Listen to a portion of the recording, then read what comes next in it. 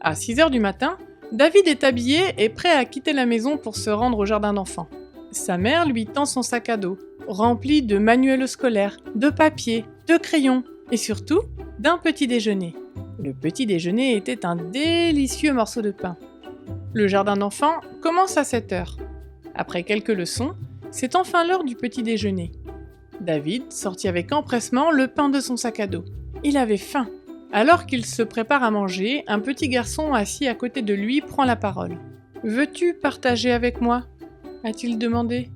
David s'aperçoit que le garçon n'a pas de pain. Sa mère n'avait pas préparé le petit déjeuner pour lui. David arrache un morceau de son pain. « Voilà !» a-t-il dit. Alors que le garçon acceptait le pain, un autre s'est approché. « Tu veux partager avec moi aussi ?» demande-t-il. David voit que cet autre garçonnet n'a pas de pain non plus. Sa mère ne lui avait pas préparé le petit déjeuner.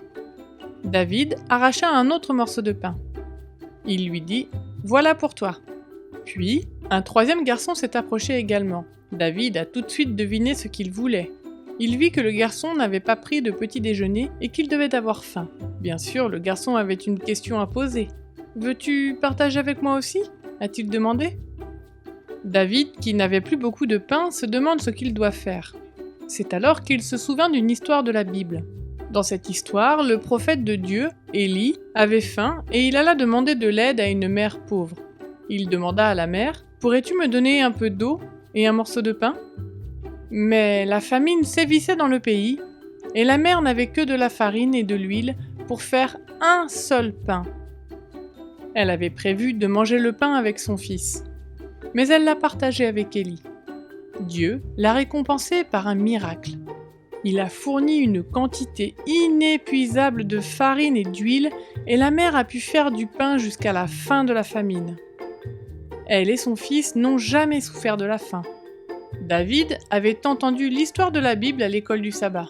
L'animatrice de l'école du sabbat avait dit aux enfants « N'hésitez pas à partager avec ceux qui ont faim ». David casse le dernier morceau de pain en deux. Il dit à l'enfant affamé « Tiens, c'est pour toi !» David et les trois garçons grignotent le délicieux pain. C'était un bon petit déjeuner. David était content d'avoir pu aider les autres garçons. Son propre petit déjeuner n'était pas très copieux, mais il n'avait pas eu faim avant la fin du jardin d'enfants, et il est rentré chez lui pour le déjeuner. Le lendemain, la même chose se produisit. Lorsque David a sorti son pain pour le petit déjeuner, d'autres garçons lui ont demandé de partager. David partagea une fois de plus et à nouveau il éprouva de la joie. Après cela, les enfants demandèrent à David de partager son petit déjeuner tous les jours. Aujourd'hui, David a 13 ans et cela fait 8 ans qu'il partage sa nourriture. Sa gentillesse a surpris certains de ses camarades de classe qui lui ont demandé « Pourquoi partages-tu » David aime leur raconter l'histoire de Jésus qui a partagé de la nourriture avec une foule de milliers de personnes. « Je veux aussi partager, comme Jésus », dit David. La générosité de David a exercé une bonne influence sur ses camarades de classe. Lorsqu'ils l'ont vu partager sa nourriture, ils ont également commencé à partager leur nourriture avec ceux qui n'en avaient pas. « Parfois, j'ai faim parce que je partage ma nourriture avec plusieurs, » dit-il. « Mais je suis si heureux parce que je veux suivre l'exemple de Jésus.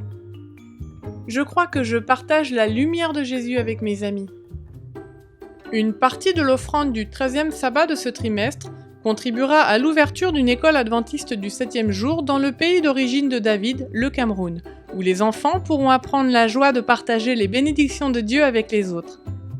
Merci pour votre généreuse offrande.